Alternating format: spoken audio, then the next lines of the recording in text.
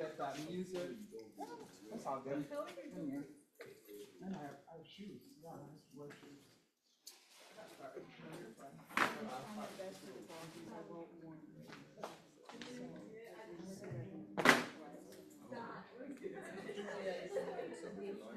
Give you some tips. Yeah, I'm gonna see if I'm not gonna.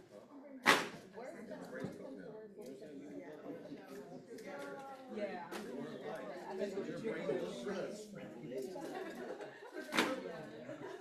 And then every time somebody does something, I love you. You too, let's go. Oh, and Mostly I'm working with. oh, we're in the prelude, so we're following TARTUFFE and Laurent. So TARTUFFE, Laurent. Oh, we come from $5. Yeah, you know that first little scene where we don't talk? No, you're fine. I'm gonna put on the You're having way too much fun with that thing. Yeah, you are. It's the snap. It's the fact that it makes noise. Yeah, it's you and I'm in behind. Okay, if y'all are ready. 1 second. Yay, cool. Go ahead.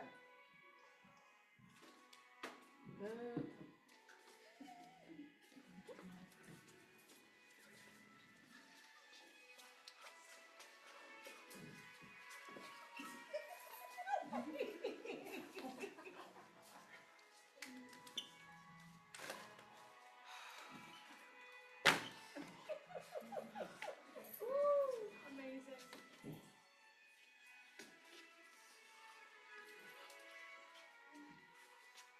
And we can leave.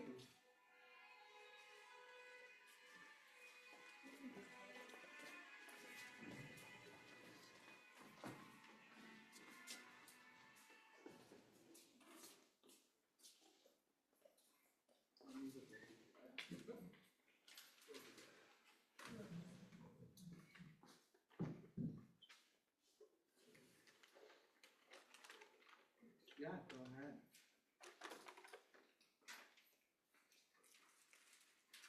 Let's go, people, let's go. I hate this place. Hate it. I can't keep up, you rush at such a pace. Peace, my dear. Come no farther. I don't wish to cause you She likes any it almost bother. as much as you. What duty demands I insist on giving, but mother, what has caused this hasty leaving? I just can't stand the way your household stand. runs. And no one cares what I wish to have No one. done. Oh, yes, I leave your household quite dissatisfied. For all my wise advice has been defied. Nobody respects it, and everybody shouts. Truly, this is a home for the king of life. If I may. You, my dearie, are a bold lassie. A little brazen, very sassy. That's true. You butt into everything to speak your mind. Oh, shit. And you, grandson, are a fool of the worst kind. It is I, your grandmother, have pronounced this edict, and to my son, your father, I have oft predicted that you'll turn out to be a worthless wastrel That's a bit and much. give him in life a foretaste of hell. Wow. My lord, his sister, you seem so discreet, so very untainted, so very, very sweet. Yet even the stillest waters are filled with scum, and your sly ways earn my revulsion. Madame Bernal. Daughter, my views may make you mad, but your conduct in all things is all bad. In your family's eyes, you should be an example setter. An example. In that respect, their late mother did far better. You are extravagant, and it wounds me, I guess, to see you sashay around here, dressed like a princess, a woman who wishes only to please her mate. Dear daughter, need not crimp and undulate. Madam, after all. And her brother. As for you, I respect you, love you, Loves. and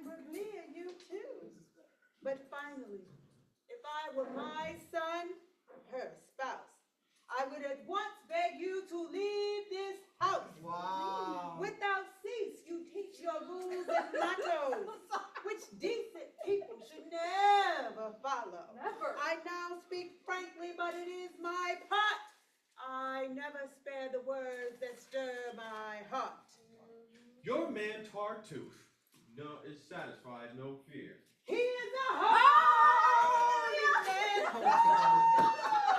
Hallelujah. Yes. And I cannot bear without great room to see him mocked by a fool like you. What? Am I to bear this carpet critic, a base usurper with power tyrannic, such that we can do nothing for diversion without hearing about that creep's aversion? If we were to hear and obey his whims, we couldn't do anything without sins, for he is what? He forbids all, this false capuchin. And everything he forbids is well forbidden. He strives to guide you to heaven. And it is my son's duty to make you love him. No, Grandma, neither you, him, or no one, nor anyone else can oblige me to wish for his good health. I'd be false to myself if I said that when I see him around, I don't get pissed. I can smell the outcome, and this poop and I will soon find ourselves in a grand dispute. It's certainly a clear cause for remark when a nobody acts like a patriarch.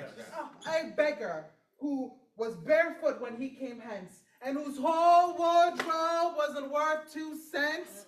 And he's gone so far as to forget his passport, he forbids everything, and he plays the master. Yes. Ah, mercy on me. Here we go. Woo! Things would be much better if you'd only follow his holy orders. He passes for a saint in your fantasy, but I swear he acts with hypocrisy. Watch your tongue. Oh, not to him nor his man no harm would I trust my honor without good warrant. I don't know what his servants like at heart, but for the man himself, I'll guarantee his heart. You only treat him with hate and aversion because he truly strives for your conversion. He hurls his heart against each sin, and the glory of God is all he hopes to win. Yes, but why, especially during some time past, must he ban all guests from our home? Can courtesy offend heaven enough to merit a huge commotion? And would you like it explained between us? On my oath of Madam there, he's jealous. Be quiet and think before you speak. All right. Others too. Condemn the company you keep. All this bustle from the people who arrive, the carriages ceaselessly parking at curbside, and the servants in a circle chattering, make noise that your neighbors find nerve-shattering. I'd like to think that there's no harm meant, but when gossips talk, they're malevolent. How can you hope to stop people from talking? If it would be truly most irritating if for the sake of idle, foolish chatter, we renounce the friends who really matter, and even if we could resolve to do it, how do you expect to keep the whole world quiet? That's right. Castle walls cannot defend lies. So let's ignore the fools and who criticize and strive to live in innocence and ease, letting gossip as they please. Daphne, our neighbor, and her petty spouse, weren't they the ones who slandered this house? I thought they were. Those whom the whole world finds ridiculous are always the first in line to stick it to us. They never fail to sniff out and swiftly share the earliest rumor of a love affair, sowing seeds of scandal with eager expedition and twisting truth past all recognition. In their own colors, they paint all others, brazenly calling all men their brothers. In the faint hope of finding some resemblance, they try to give a gloss of innocence to their schemes, or to make others shares the burden of blame that is only theirs. All this hair splitting is off the subject. Oralt lives a life that is perfect, with all her thoughts on heaven, and I hear that she deeply mourns the way you live here. The lady has herself is quite an example. Oh, you want a chaste life? She's a nice sample. But old age has sucked her life in this zealous mood, and everyone knows she's a reluctant brood. Because as long as she could snare a man's heart, she was more than willing to play her part. But now that her eyes have lost their luster, she leaves the world that already left her and uses a pompous veil of phony wisdom to hide the fact that her looks are gone. It's the last resort of the aging flirt, so pleased at having no man chasing at her skirt. That alone, and abandoned to solitude, her only recourse is to become a prude. And these good women censure all with such great severity, nor do they pardon much. They biliously blame immorality, not from clarity, but from envy, that others are drinking in that pleasure, from which old age now drains the measure. Such idle tales form a silly song. In your home, my dear, I've been silenced too long, because like a crop shooter with the die, Madame won't give up her turn. But now my chance has come, and I applaud my son's great wisdom in opening his home to his holy person, who's been heaven sent to meet your needs, in turning from evil to God's holy deed. Right? Will your soul's salvation please pay attention? What he reprehends, merits reprehension. These visits, these balls, these conversations are flawless signs of satanic possession. In them, you never hear the holy credo. Never. Just songs, chatter, gossip, and innuendo.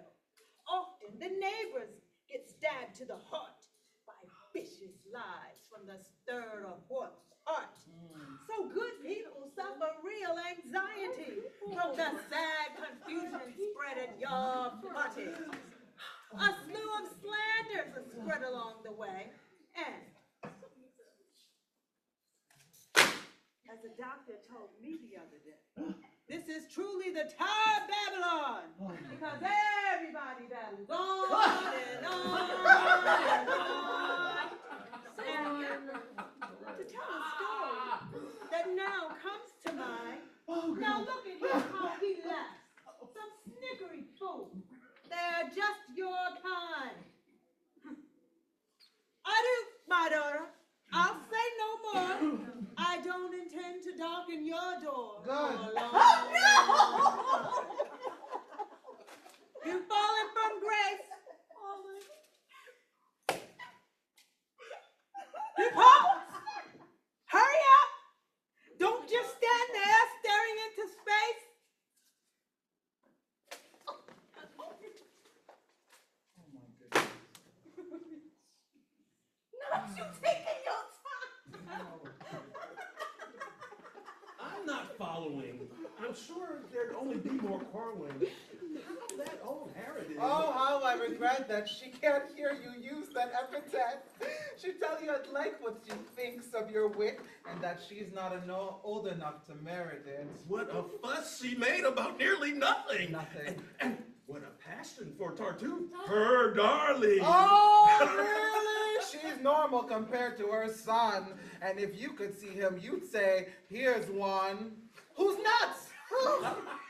During the war, he seemed quite sage, and in serving his prince, showed quite some courage. But now he's become an absolute fool, since he gave himself up to Tartuffe's rule.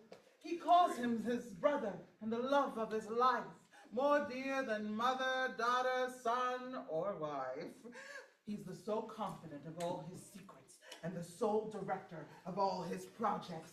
Oh, he caresses him, kisses him, and could not show a mistress more love and affection than he gives to this leech. At dinner, what does he do? He gives them the highest place and watches with joy as he stuffs his face with cakes and tarts and even the best part of a pig. And if he should happen to hiccup or fart, says, God be with you. He's mad about him. His honey, his hero, he always quotes him and admires his deeds. His smallest acts are miracles, and even his stupidest words are oracles. Tartuffe, who uses his dupe to make a buck, knows 100 wily ways to pluck his duck. Oh, he rakes off great psalms with his biblical bull and demands the right to censure us all. That even he dares to give us instruction. His foolish footman has such presumption that even he dares to give us instruction. Madly preaching, he scatters with eyes of fire our ribbons, our rouge, and even our best attire. Last night, he ripped up with his own hands a kerchief left lying in the Holy Lands, claiming our crime was truly gigantic in mixing what's holy with what's satanic. You should be glad you missed the dreadful chore of attending her lecture beside the door. Because my spouse, since he doesn't see me, I'm going upstairs to rest quietly. Then I'll remain with no pleasure on my part. I'll tell him hello and then quickly depart. Ask him about the marriage of Marianne. I think Tartuffe will oppose if he can. For if he sets up so many prerequisites, and you know what an interest I take in it, the heat that inflames my sister and Valere, he has made his sweet sister so dear to me that if I... He's here.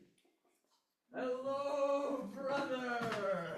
I'm glad you returned. The countryside is not blossoming yet. Oh, Doreen, Uh-huh. 1 second, brother, please. Just let me set my heart at ease and soothe my fear concerning the things that have happened here.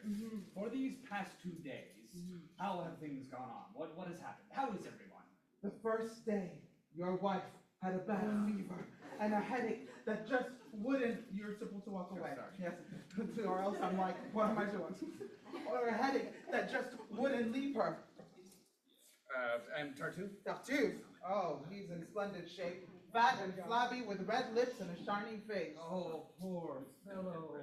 That night, your wife felt so sick and so feverish that she could only pick at her dinner and scarcely ate a bite. And Tartuffe? He alone ate with all his might, and devoutly devoured a pair of pheasants and a leg of lamb in Our Lady's presence. Oh, poor fellow. The whole night passed before she could even close her eyes to fall asleep. Shivers and chills beset her in bed, and right up till dawn, we watched her with dread. And Tartuffe?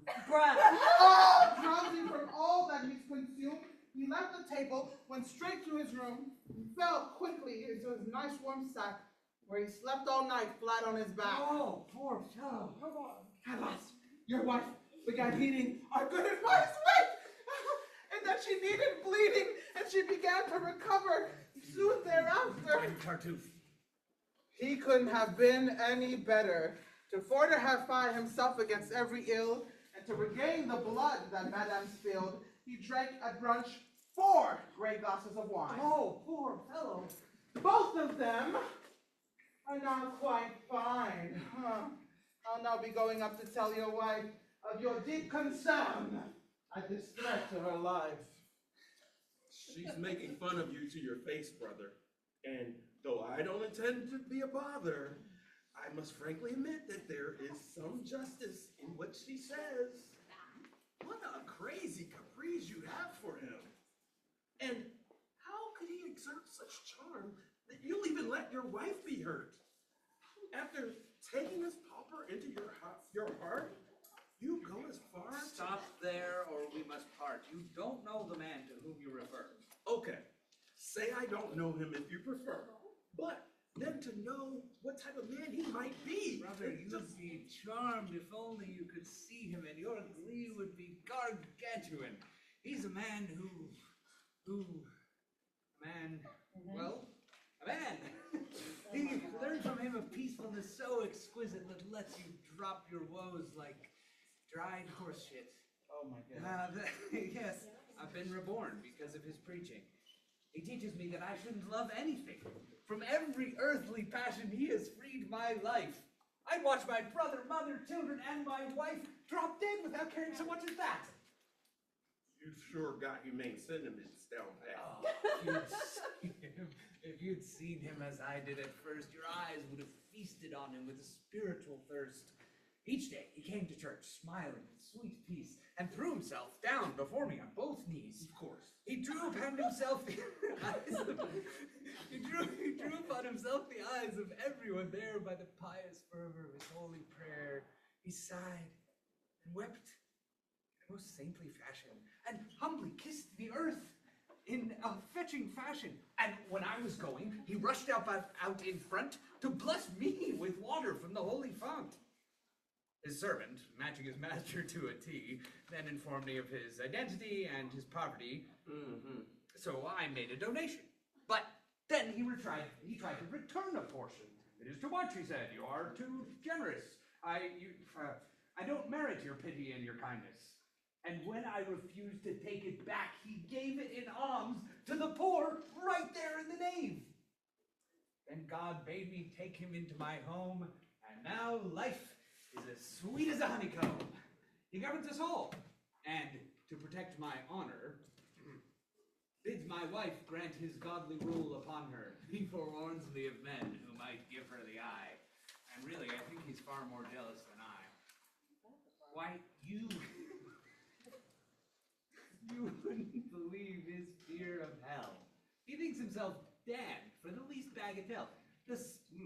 Such trifles suffice to scandalize him that he even accused himself of sin for having slain, with a bit too much wrath, a flea that dared to cross his path.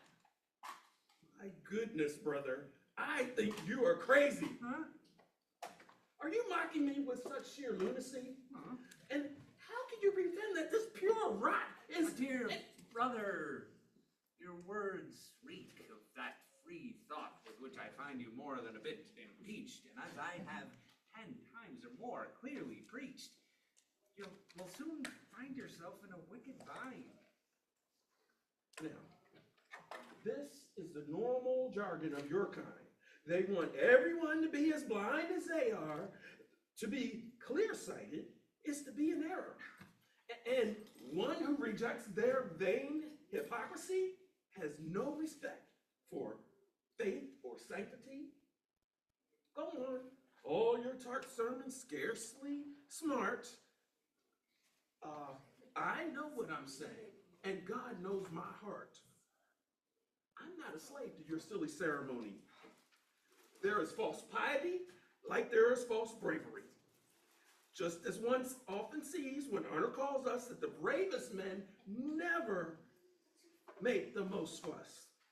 So too, the good Christians, whom one should follow, are not those who find life so hard to swallow.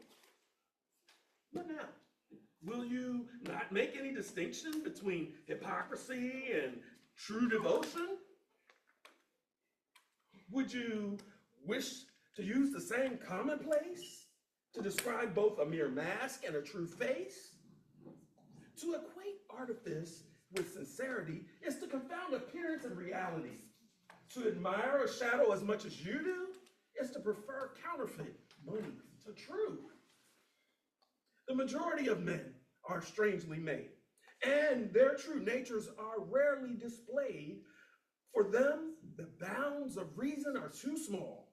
In their shabby souls, they love to lounge and sprawl, and very often they spoil a noble deed by their urge for excess and reckless speed. But all this, brother, is idle chatter. Without doubt, you are a renowned teacher with all the world's knowledge in your coffer. You are the only oracle, the wisest sage, the enlightened one, the Cato of our age. And next to you, all other men are dumb. Brother, I know I'm not the wisest one, nor am I the most learned man in Christendom. But in moral matters, my greatest coup is to differentiate false from true. And since I know of no heroes about more to be praised than the truly devout, and nothing at all will with greater appeal than the holy fervor of saintly zeal, so too nothing could be more odious than the whitewashed face of zeal that's spacious, or these frank charlatans seeking places, whose false and sacrilegious double faces exploit our love of God and our reverence for Christ's holy name. These people who with us shopkeepers so make cheap trinkets to trade on the credo and hope to purchase credit and favor bought with sly winks and affected fervor. These people, I say, whose uncommon hurry on the path to heaven leads through their treasury, who, writhing and praying, demand a profit each day and call for a retreat while pocketing their pay. Who know how to tally their zeal with their vices? Faithless, vindictive, full of artifices. To ruin someone, they'll conceal their resentment. A quick hold. I think you're going too early to Afghan, because Afghan has to be able to fall asleep, or else this doesn't We'll work. get there. So I think you're down here for quite a minute. But I was supposed to be here when I said praying, and I wasn't. Oh, Praying where? Because I go here and I say, praying and writhing. Yeah. Where is that? No, I know. Where is it?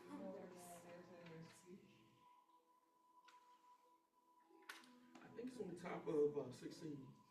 I don't see it, but I think it's I don't see it either. Was it not in the other sermon, maybe?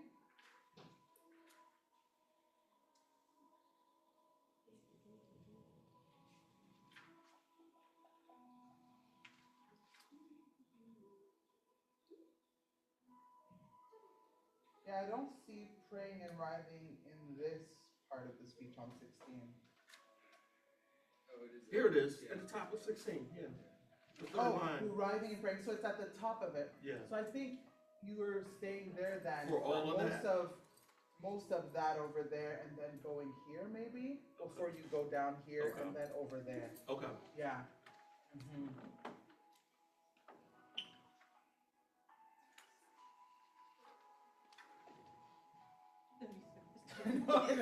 So we can go from the top of 16, actually. These people I say was uncommon hurry. And I think your playing space is up there over there so that you can be behind the table praying and writing, and then come down.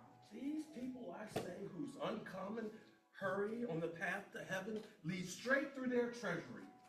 Who, writhing and praying, demand profit each day and call for a retreat while they pocket their pay. Who know how to tally their zeal with their vices. Faithless, vindictive, full of artifices. To ruin someone, they'll conceal their resentments under, with a capacious cloak of godly contentment. They are doubly dangerous in their vicious ire because they destroy us with what we admire. And their piety, which gains them an accolade, is a tool to slay us with a sacred blade. There are many men in this false disguise, but those with pure hearts are easy to recognize. Our age, my friend, has brought into plain sight many glorious examples of what is right. Look at Aristotle, or Periander, Oronte, Alcidemus, or Catander. Their title is one that all agree to. They decline fanfare for their virtue. They don't indulge in vain ostentation. So I think for this part, you want to be talking to that side. So if you're talking to him for like 2 or 4 lines, that's cool, and then you want to go and talk to them. Yep. Look at Aristotle and Periander, Orant, Alcidimu, or Clitander. Their title is one to which all agree. They decline any fanfare for their virtue. They don't indulge in vain ostentation. Their human faith finds form in moderation. They never censure all others' actions, for they sense the vain pride in such transactions, and leaving boastful rhetoric to others, by their own actions reprove their brothers. The appearance of evil is no concern of theirs. They cast the best light on all others' affairs. They plot no intrigues. They seek no one to fleece. Their only concern is to live at peace. They don't seek to cause a sinner chagrin. Their abhorrence is directed only at sin. And they don't take the side of God more than God himself, who could act supremely. That these are my models, and these are their ways. Such examples are the ones that most merit praise. But your man in truth is not made of such steel. In good faith, perhaps you praise his great zeal, but I think you're dazzled with his meaningless glitter. Oh, dear brother-in-law. Are you finished? Yes. Your humble servant. Pardon me, one word. Let's drop this discussion. You know that Belair has your word to be Marianne's spouse. Yes, And you've announced this fact at your house. that is true. Then why postpone the event? I don't know. Do you intend to recant? Perhaps. How could you go back on your word? I didn't say that it was. I hope no absurd hitch could make you retract your promise. We'll see. Why do you speak with such finesse? Belair asked me to come here and ask you this verbatim. Praise God. But what shall I report to him? What do you please? But it is essential that I know your plans. What are they? To do all that God wishes. Stick to the point. I know your promise. Will you keep it? Yes or no? Farewell. I fear his promise will be withdrawn, so I'd better go report what's going on. Marianne, Yes? come here. We need to speak privately. Father, what is it you seek? I'm looking to see if anyone can overhear us. This is a perfect place for such a purpose. Oh, there now. It's okay. Marianne, I find that you are endowed with a heart that's sweet and kind, and you have always been most dear to me. A father's love brings true felicity. Oh, well said. And to earn it most fully, you should devote yourself to contenting it. That's how my devotion is put to the proof. Good. Now, what do you think of our guest, Tartuffe? Who? Me? You. Well, think well before you reply. No. Tell me what to say and I'll comply. Sensibly spoken. Now tell me, my girl, that his merit shines like a gleaming pearl, that he warms your heart, and that you would rejoice to have him as your husband by my choice. Eh? What? Please? What? Am I in error? Why? Do you wish that I should now swear touches my heart and who would rejoice me if we joined by your choice in matrimony? Tartuffe! Out of the question, Father, I assure you. Why urge me on such an imposture? But, my dear, I wish it to be true, and it should be enough that I've chosen for you. What, Father, would you? Yes, I intend, you see, to unite in marriage Tartuffe and my family. He will be your husband. I do declare it, since you have promised. What do you stare at? You must be eaten up with curiosity to eavesdrop on my daughter and me. I don't know whether the rumor I hear is slight conjecture or is wicked smear, but I've just heard word of this marriage, and I trust it is only verbiage. Why, is the idea itself so very absurd? I wouldn't believe it, sir, if you gave your word. I will make you believe it by and by. Yes, you're going to tell us it's a bold-faced lie! I am only saying what you soon will see. Nonsense. What I say, dear girl, soon will be. Go on. Don't believe him. It's too bizarre. He's joking. I say. No! You've gone too far. And no one believes you. Damn you, you shrew! Well, I believe you then. It works for you. What, monsieur? Can you pose as one whose sage, gravely stroking his bearded visage, and still be fool enough to wish? Hear me! I'm sorry. Mhm.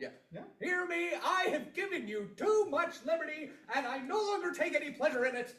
Monsieur, please, keep your anger within measure. Are you mocking us with your silly plot? Your daughter is no match for a bigot. He has other schemes to worry about. And what would you gain if she wed this lout? With your wealth, what benefit would it bring to pick a bum? Say he has nothing. For that reason, you should revere him the more. He is a holy man and nobly poor, and it raises him up to greater grandeur that he has renounced all wealth by his pure detachment from the merely temporal, and his powerful love for the eternal. And, but my assistants may give him the means to restore his land and remove his liens. What? He is a man of repute in the land of his birth, and even as he is a man of worth. Yes, so he tells us. But his vanity does not sit well with true piety. A man pleased with a simple sanctity needn't vaunt his name and his dignity, and the humility born of devotion suffers beneath such blatant ambition. What good is his pride? But perhaps I digress. Let's not talk about the man nor his nobleness. Can you bestow, without feeling like a rat, a girl like this on a man like that? What? And shouldn't you think of propriety and foresee the end with anxiety? We know that some girls cannot remain chaste if their husband's tush is not to their taste. And that the best laid plans for an honest life are somewhat easier for the best laid wife than many a man with a horned head has driven his wife to another man's bed. Oh, it is entirely too much to ask that a wife be faithful to a flabby ass. And one who gives a girl to a man she hates is guilty before God for all her mistakes. Consider the perils you expose yourself to. So you think I should learn how to live? Okay. So you think I should learn how to live from you? You could do worse than follow my lead. Oh, dear daughter, do drop this maid's daffy creed. Hey. I know what's best for you in this affair. It's true. I betrothed you to young Valere, but I hear he likes his icing and his drinking, and even worse, is inclined to fate taking. Hey. I know 'twas regret, but we don't see him at mass. Must he be there the same moment you pass, like those who attend only to be seen? Your advice isn't wanted. I'm sorry. Your advice isn't wanted. Don't intervene. Okay. Tartuffe is on the path of salvation, and that is a treasure past all calculation. This wedding will bring sweetness and pleasure. Together you will live thriving on love like newborn babes or a pair of turtle doves. For you will never be found in angry debates, for you will find all that you wish in this mate. She'll only make him a couplet, I'm sure. He looks only like a caricature. His fate, monsieur, will only make him an ass, no matter how much virtue your daughter has. Don't interrupt me and remember your place. And quit sticking your nose in my face. I'm only trying, sir, to protect you. You're too kind, but please shut up, do. If I didn't like you. I don't need liking. But I will like you, sir, despite your griping. Oh. Your honor is dear, and I'd be provoked to find you the butt of any smutty joke. You keep quiet. In all good conscience, it's a shame to foster such an alliance. Shut up, you viper, and your brazen traits. What? You've been reborn, yet you give way to hate? Yes, your twaddle has made me quite high-strung, and now I insist that you hold your tongue. All right, but I'll think in silence nonetheless. Think if you wish to, but strive for success at shutting your mouth. Yes, yes. Or beware. Okay. Let's see. I have weighed everything quite maturely. I hate the silence. Without being smug, I'll say that Tartuffe's face Yes, he has a fine muzzle. is so fine that even if you forgot his other traits, And they're a sorry lot.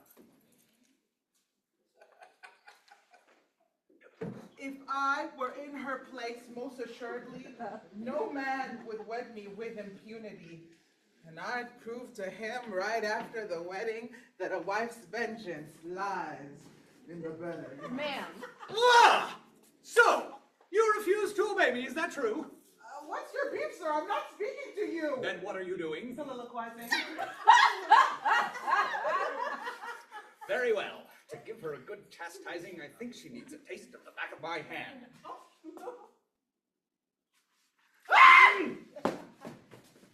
Oh, dear daughter, you should approve of all that I have planned and have faith in the spouse who's my designee.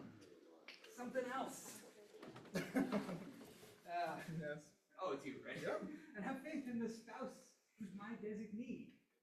Speak to yourself. I've nothing to say to me. Oh, just one little word. I'm not in the mood. Because I was ready. What ineptitude. Daughter, let's see some obedience and accept my choice for complete deference. I thumb my nose at such a silly spouse. Daughter, your maid is such a pest and would arouse vice in a saint. Oh, I'm so upset, but I can't continue. Her taunts have nearly driven me to swear, and I need to calm down in the open air. Have you entirely lost your mind and your voice and heart? Why must I continue to play your part? To think you allow such a mad proposal without even giving a meek refusal? How can I resist such a harsh patriarch? By any means! Don't be an easy mark. Oh, here. You tell him you can't love on command, that you marry for yourself, not on demand. And since you are most concerned with these affairs, you'll choose for yourself the sire of his heirs. And that if Tartuffe is so charming to him, oh, well, he can wed him himself if that's his whim. A father, I'm sure, has absolute power. Before him, I can only cringe and cower. Use your head. Valère wants to tie the knot. Do you really love him, I ask, or not? Your injustice to me has a mortal sting. Doreen, how could you ask me such a thing?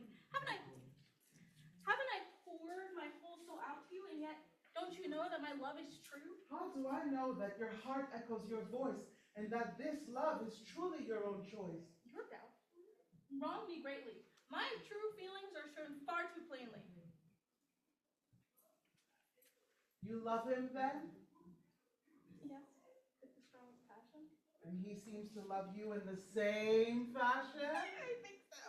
And both of you burn equally for this marriage? Certainly. Okay, and about this other man, what's your intention? I died before I submit to coercion. Fine. I hadn't thought of that recourse. Death would give you such a forcible recourse. Yes. I don't know. What page are we? I found it. Thank you. Such a forcible divorce. What an ingenious remedy! Jeez, I hate to hear such stupid ideas. Good heavens. What a rotten mood you're in. You have no pity for my pain, Dory. I have no sympathy for foolishness! And those who meet a crisis with such weakness. But what do you want me to do? I was born frail. A woman in love needs a heart of steel. But haven't I kept it free from my lover, whose task it is to win me from my father? What?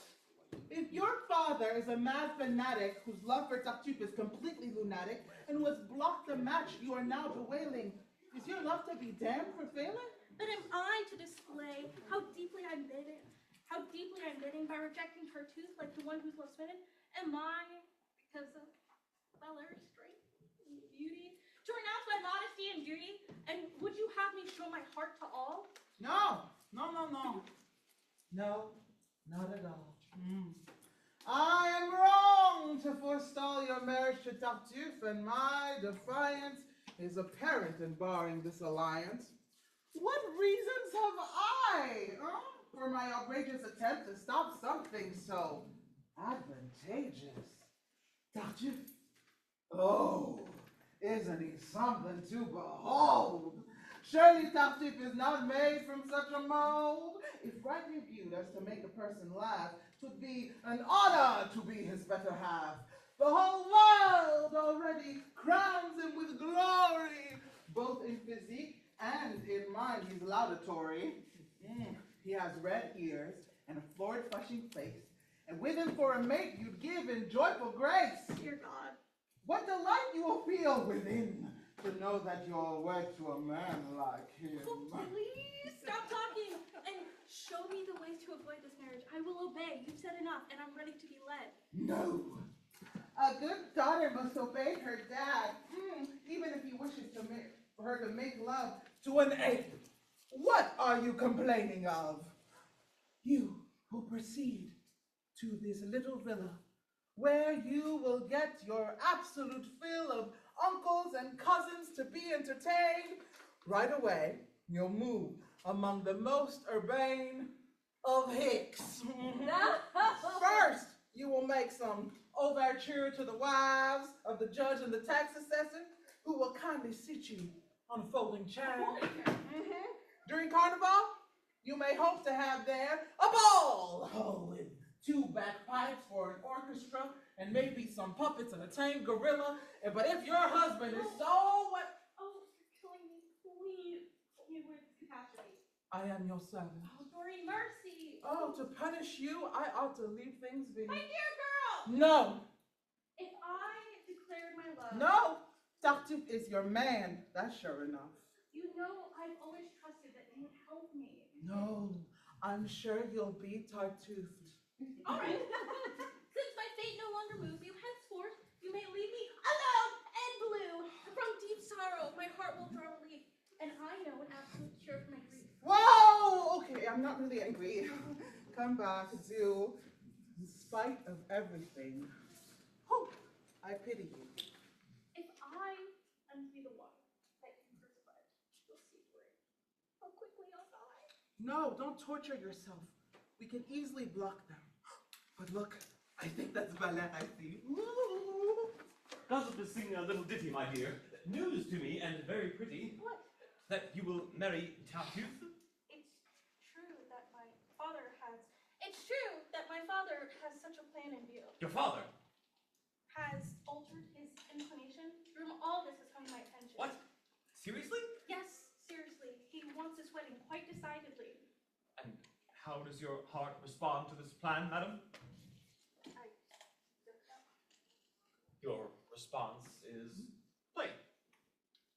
You don't know? No. No? What do you recommend? I recommend that you accept this husband. You recommend that? Yes. Really? Oh, I do. A wonderful choice, well worth attending to. Very well. That's advice, sir, that I accept. I know that taking it causes you regret. No more regret than giving it causes you. I gave it thinking pleasure would ensue. And I'll take it, simply to please you. Let's see what comes of this hullabaloo. So, there's your love for me. And did you lie when... Please, let's not speak of days about it. You told me quite plainly that I must embrace as my mate the man they've chosen for that place. And now I say I promise to obey since you so kindly advised me that way. Don't excuse yourself through circumlocution. You've already made your own resolution, and you've seized upon a frivolous excuse to justify this lamentable ruse. Quite true and well said. No doubt. And your soul, never lost for love of me, its self-control. Alas, alas, you may as well think so. Yes, I may think so. But my broken heart foresees you too suffering from love's dart. I know to whom I'll take my heart in hand. No doubt. And the love that merit can command? Oh, dear God, let's leave merit to one side. I haven't much of it, as you've signified. But I know where there's a woman, soft-eyed and open-hearted, and This double cross may make her more inclined to recompense my loss. The loss isn't great, and your fickleness will soon lead you to a new mistress. I'll do my best, of that you can be sure. When one is forgotten, it's hard to endure. And so, I must make myself forget. If I can't do it, I'll fake it. And yet, I could never forgive my own servility if I kept loving one who abandoned me. Oh, what a noble, uplifting sentiment! Quite so. Everyone should give it their assent. What? Do you think that I should perpetuate the flame of love that I have felt of late and see you cast into another's arms without letting my heart seek other charms? No, indeed. It's what I want. And I vow I wish something were to happen right now. You do. Yes. That's enough insults from you, madam. And now, I bid you adieu. Very well. And please remember that you are the one who forced me down this avenue. Yes. And that I am doing no more than following the path you took before. So bad! Fine. I'm doing what you want. Good. I'm leaving forever! The sooner the Not- better! Not some short jaunt. Oh, the sooner the better!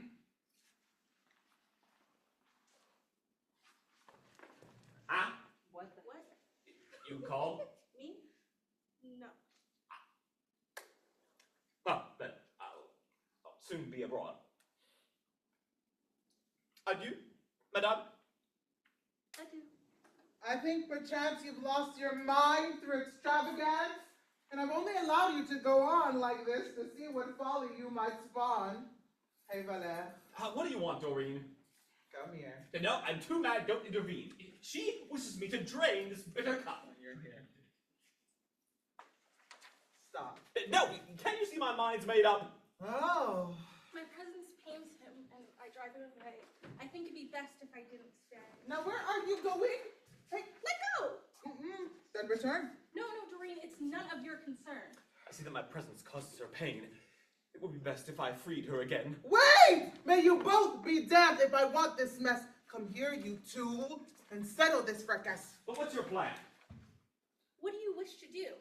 To patch things up a bit between you two.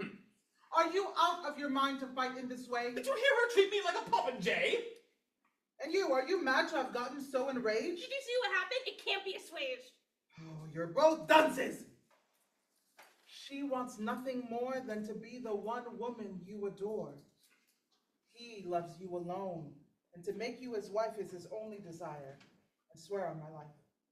How then could you give me such bad advice? How could you demand it? Was that wise? You're both insane! Now give your hands to me. Come on, Valère. What for? There, okay, now yours. Marianne, don't you see? What's the point of all this? Good, quick, come on. Yeah, take your hand. Your love for each other cannot be withdrawn. Don't react so painfully by the book. Try giving a fellow a civil look. All lovers are crazy. Sad but true. Am I not right to complain about you? Tell the truth, weren't you rather unkind to delight in trying to upset my mind? What about you? Aren't you the bigger ingrate? Let's wait until later for this debate and try instead to stop this marriage. Tell us then what we can use for leverage. We will wage warfare on all fronts. Your father's bluffing and playing a stunt. But it might be better for you to seem to sweetly consent to his crazy scheme, so that whatever the future may bring, you may postpone and postpone and postpone this wedding. By gaining time, we gain remedy. Sometimes you will feign a strange malady, and whose sudden onset will bring some delay. Sometimes an ill omen will cause you dismay. You saw a corpse and never felt queerer, dreamt of muddy water or a broken mirror. The point of all is that no one, I guess, can force you to marry unless you say yes. But our ship would sail in fair weather if you were never seen together. Go, and without delay, employ each friend to keep him on course toward what we intend. We are going to seek help from his brother, and will also recruit your stepmother. Farewell. Whatever we attempt to do, in truth, my greatest hope resides in you. Although I cannot speak for my father, I promise that I will never fall. How happy you have made me. If they ever... 5! Oh, you young lovers prattle forever. Be off, I say. Finally... What, brother? You go up that way, and you go the other. What is that? May a bolt of lightning strike me dumb, and God. everybody treat me like a bum. If either respect or force can hinder me from blowing my top at this calamity. For heaven's sake, control your displeasure. Your father has merely mentioned this measure. No one does everything he says. He proposes. How something opens may not be how it closes. I need to stop this vulgar coxcomb's plot, and in 2 words, tell him what's what. Whoa, now.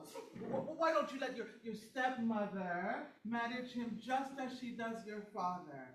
Over Tartuffe, she has her own little ways of making him welcome all that she says.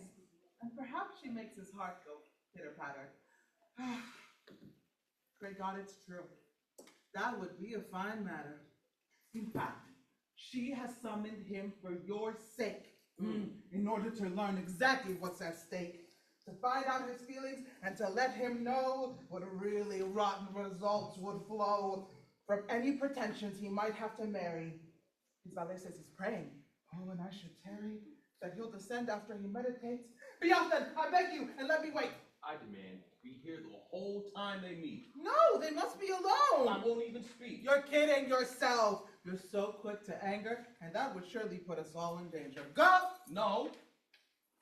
I won't even see. I'm going to watch, and I'm not going to get wrong. How tiresome you are. Here they come. Get lost!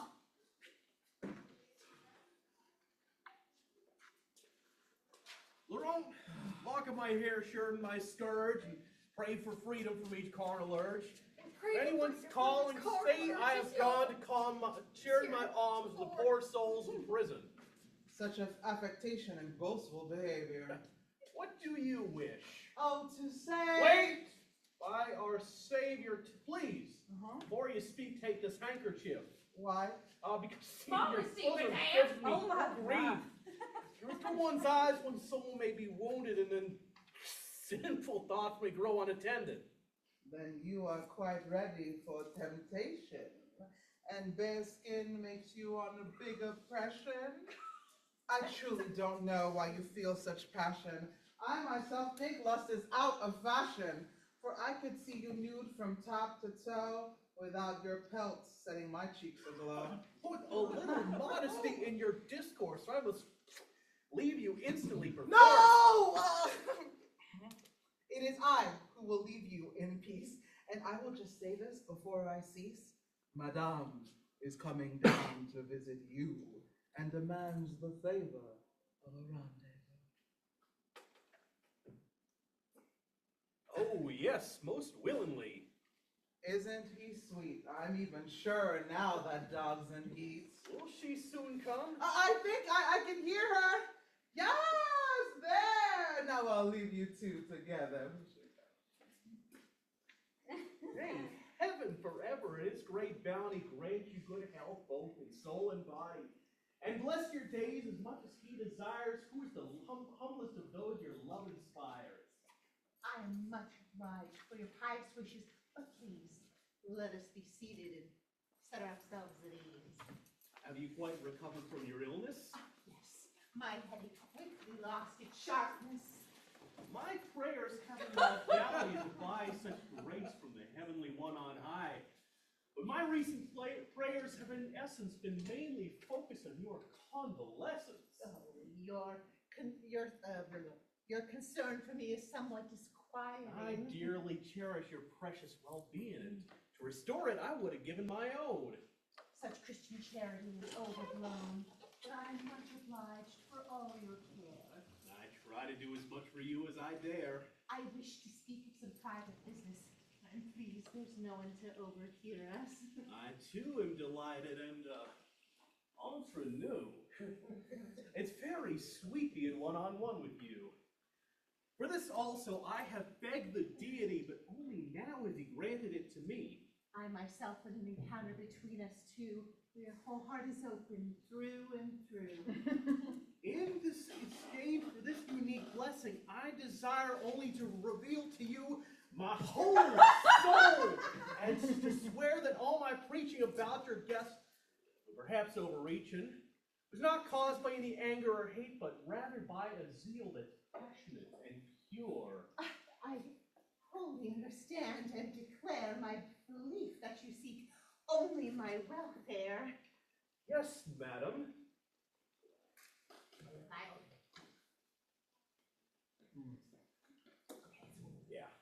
Yes, madam. Oh, I wholly understand and declare my belief that you seek only my welfare. Yes, madam, it's true. My devotion is such. You're hurting me. Oh, the passion pushes me too much. I never wanted to hurt you, I swear. And I would rather. Why is your hand there? I'm feeling you dress such fine dimity. Oh, please let me go. You're tickling me. Oh, dear Lord. This workmanship is marvelous. I've never seen lacework nowadays is miraculous. I've never seen anything quite so fine. That's true. But let's speak of this concern of mine. I hear that your husband is breaking his word in giving you his daughter. What have you heard? In truth, some such words may have transpired, but that is not the joy to which I aspire. And I see elsewhere those splendid attractions which I seek to attain through all of my actions. So all your earthly love has been overthrown? My breast does not hold a heart made of stone. I'm sure that all your thoughts are on salvation, and nothing less holds any fascination. Oh, the love that attracts us to what's eternal does not stop our love for the merely temporal. Our senses can be quite easily charmed by the perfect earthly works that God has formed. His glory is mirrored in those like you, but in you yourself, we see the rarest hue. He has molded your face in such sublime art that it surprises the eye and transports the heart. And I can't gaze upon you, you perfect creature, without worshiping in you in both God and nature, and sensing my soul in ardent love for this most beautiful portrait by God above. At first I feared that my secret passion might be a tricky trap laid by Satan. And I even resolved to flee from your eyes as if you were something to exercise.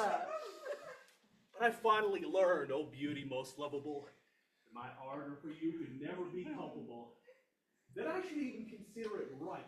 So I submit to my heart's delight. I confess that I'm playing an audacious part, presenting to you the gift of my heart. But I place all my faith in your kindness like a beggar man hindered by blindness. In you I seek peace, hope, and happiness. On you depends my torment on bliss. And through you alone I will finally be happy if you will, or sad if you please. That declaration is very urbane, but in a man of God it's a bit profane. You ought to protect your heart a bit better and reflect more deeply on such a matter. A saint like you, who we all Oh, hail. I may be holy, but I'm nonetheless male. And when one sees your heavenly charms, it's time for reason to throw up its arms. And I know some such words may seem strange, though. Madam, after all, I am no angel. And if you condemn the confession I'm making, admit that you is breathtaking. For the first time I set eyes on your supreme splendor, my heart became yours and you my queen. And then the divine gaze shattered my stout heart and set it ablaze. That look conquered all. Fasting, prayers, duty, and turned my vows into praise of your beauty. My eyes, my sides have often shown my choice. But to make it still clearer, I now add my voice. You should look down with such kindly eye upon the base woes of a slave such as I, and if your great kindness should happen to lead you to stoop down and grant what I need, I should always have for you, oh precious one, of love that beggars all comparison. With me, Your honor will never be damaged. No disgrace can attend the affair I have managed. All these gallants at court, whom they act absurd or reckless in their deeds and rash in their words, they relentlessly brag about every success, every favor they receive. They quickly confess in their wagging tongues on which you rely, dishonor the shrine before which they lie. But men like me burn with a distraught fever. We keep your sweet secret safe forever. The concern we have for a good reputation will also preserve you in your own station. Thus you will find, if you wish it, my dear, love without scandal, pleasure without fear. I have heard your words and your rhetoric. Leaves your point clear, leaves your point clear, though you lay it on thick. Aren't you afraid that I might be in the mood to tell my husband of your solicitude? And then the sudden knowledge of that sort might set back your hopes of his lasting support.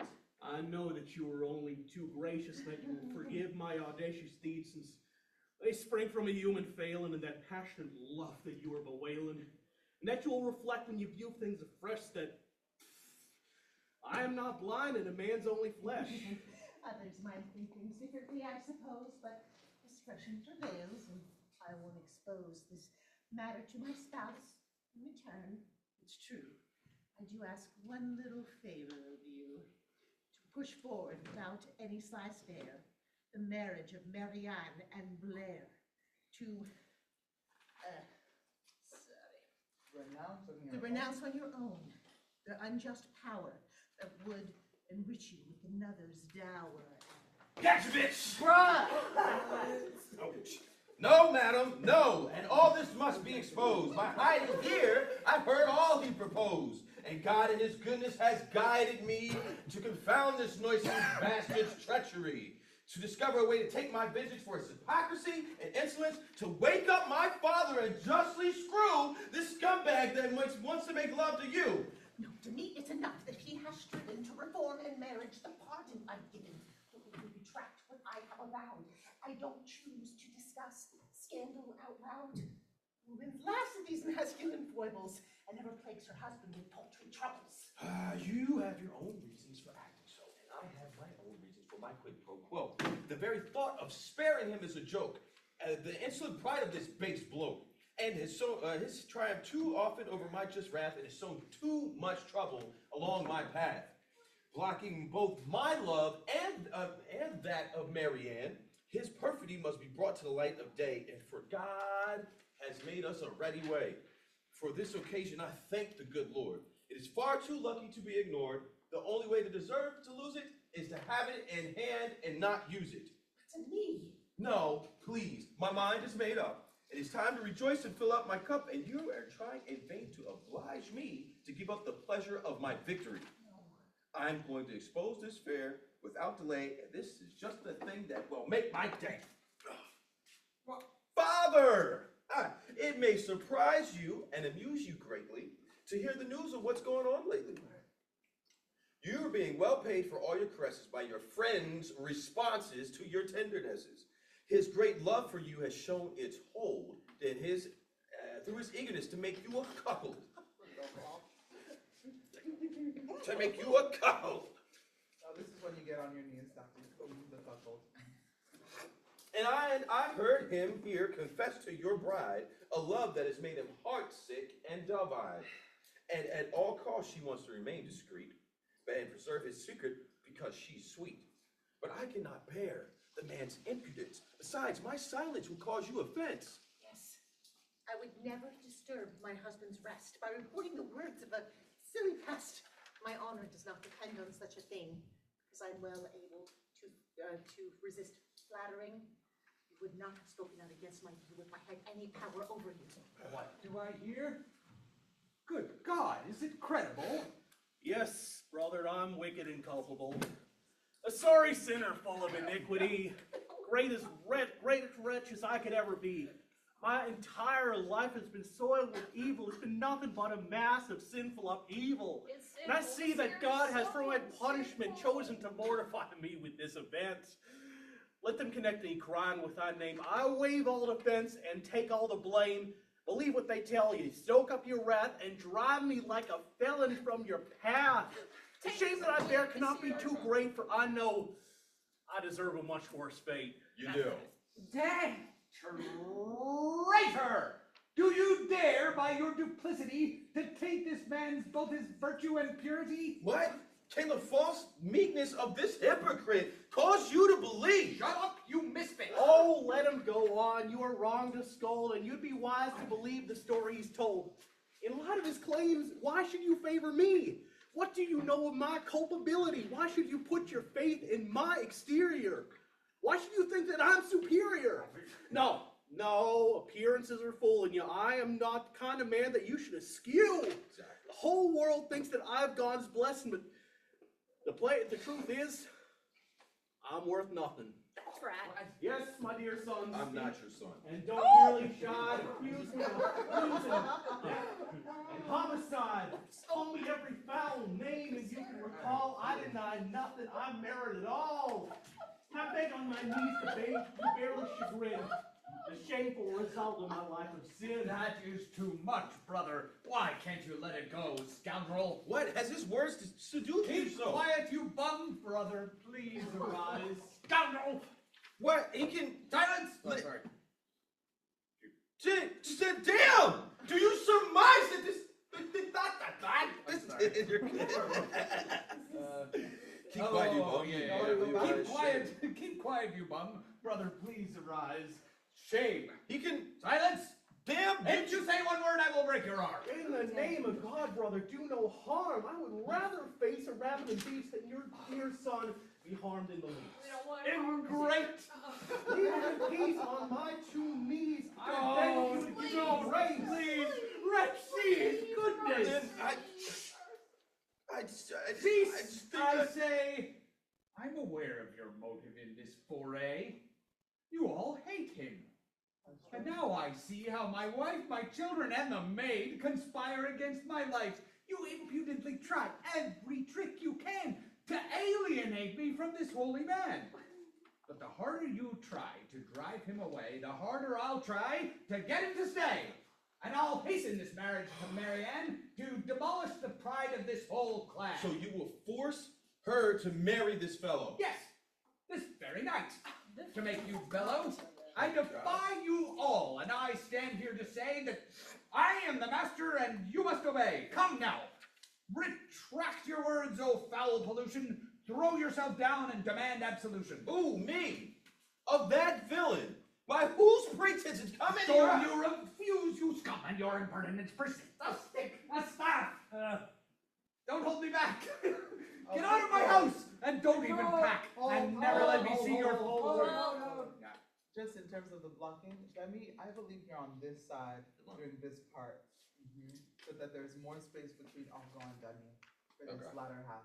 So you're over here. So Tartuffe is holding on to Argan, who is trying to get to Dami, and there's more space.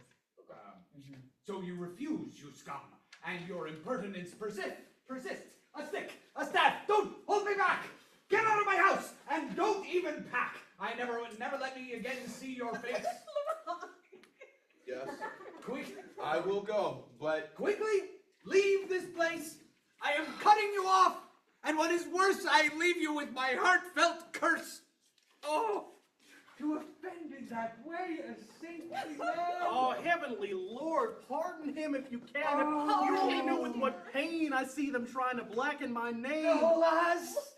Oh, the mere thought of this ingratitude makes me suffer from a torture so crude.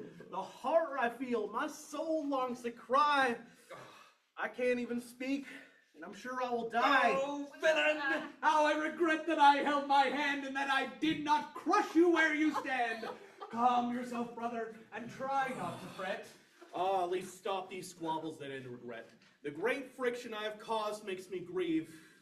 I believe, brother, that I should leave. Oh, surely you jest. They hate me, and they see, and they want me to doubt. They want you to doubt my integrity. Who cares? Do you think I'll listen to them? No doubt they'll continue their stratagem in the same tale that you reject today. You may find credible some other day. No, brother, no. Oh, brother, a man's man can easily make her spell speculate. No. Let me leave here at once and to escape the threat of another low blow. No, please remain.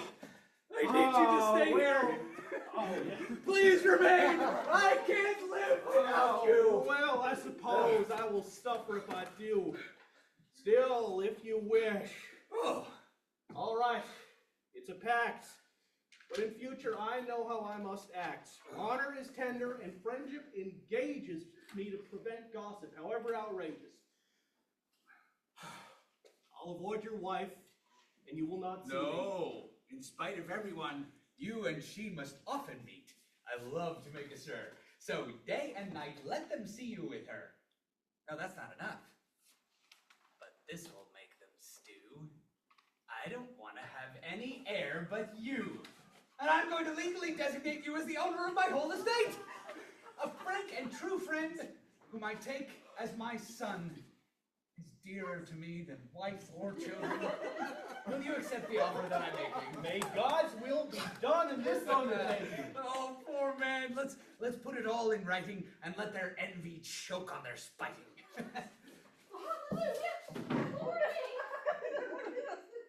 Alrighty. Do y'all want a 10 or a 15? It's intermission. Let's take 15. 15? 6, 7. Okay, 15 minutes. See you at 9:05.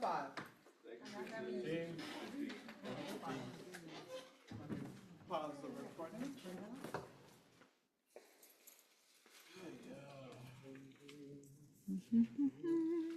Go!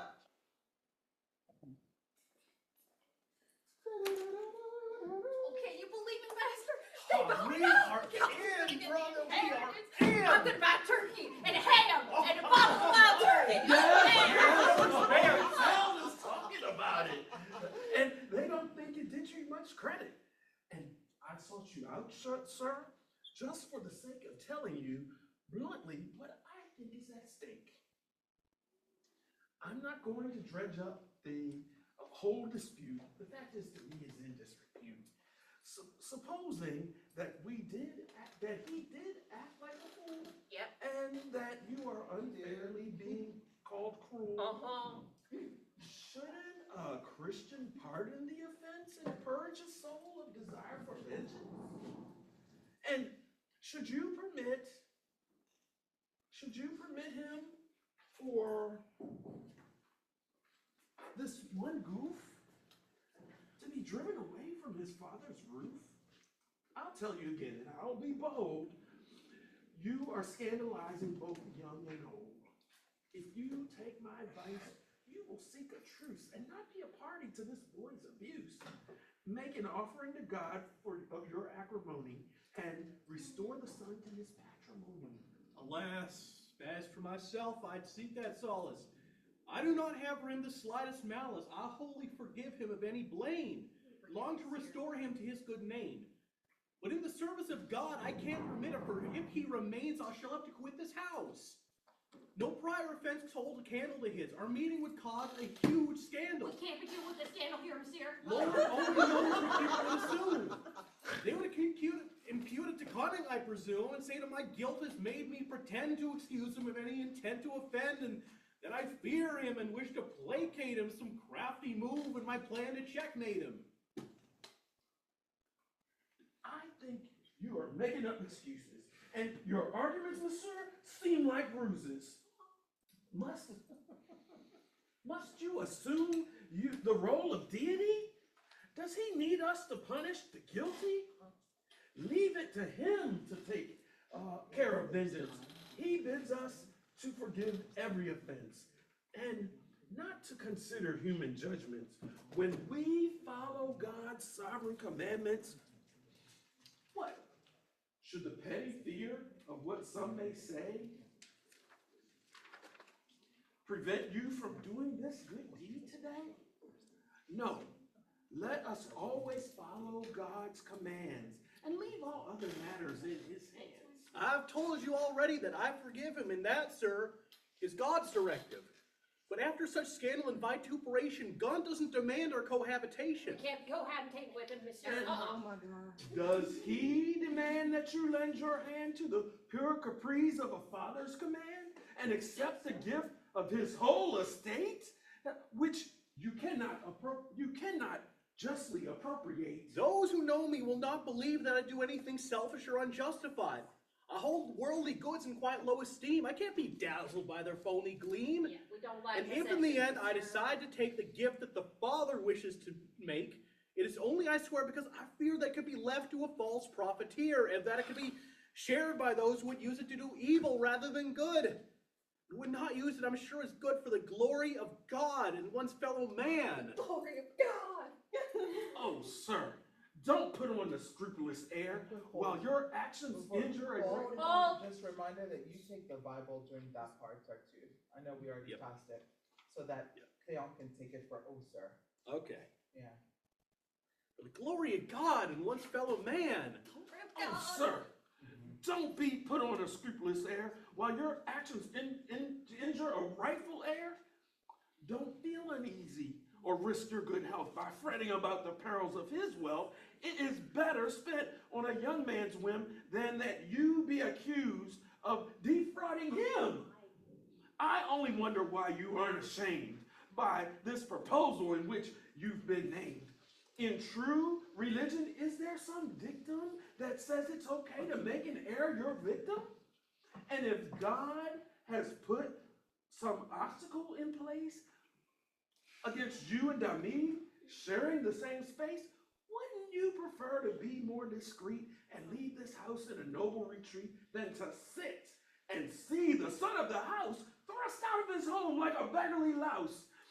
Believe me, it would prove your probity, monsieur. It is now, monsieur, 3:30. Certain religious rites demand my presence, and you must excuse me for my absence. Quick hold, just like to clarify a little bit, before this actually happens, on page 58,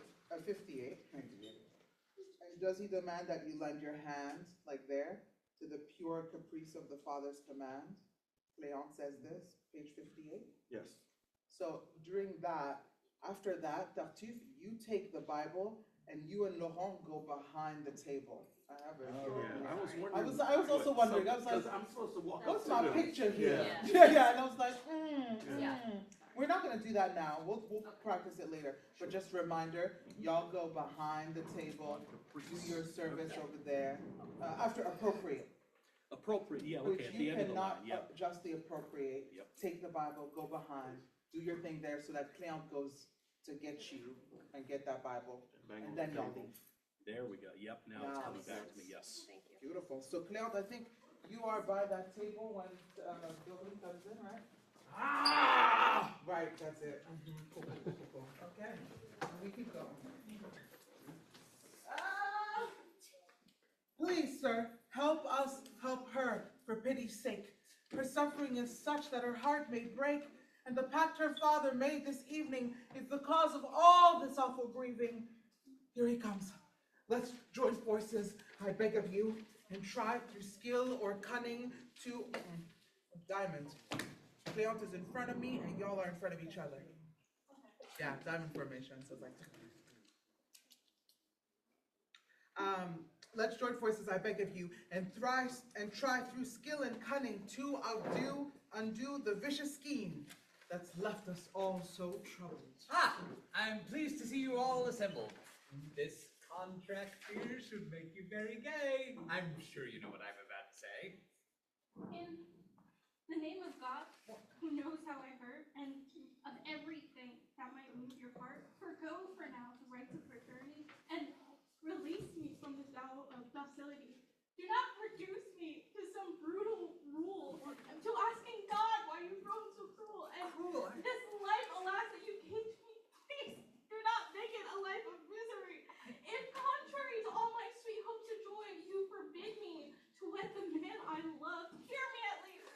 On my knees, I implore you not to give me to a man I abhor, and don't push me past the point of despair by using your full force in this affair. Oh, be firm. This is no time for humanity. Your fondness for him does not bother me. Indulge it. And if it's not enough to consign your whole estate to him, then give him mine. I freely consent and will sign on demand. But please, don't offer him my hand and allow me to live in a convent where I might count the sad days until God lets me die.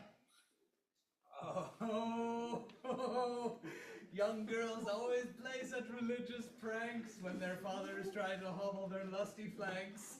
The harder you have to work to bear it, the greater the virtue and the merit.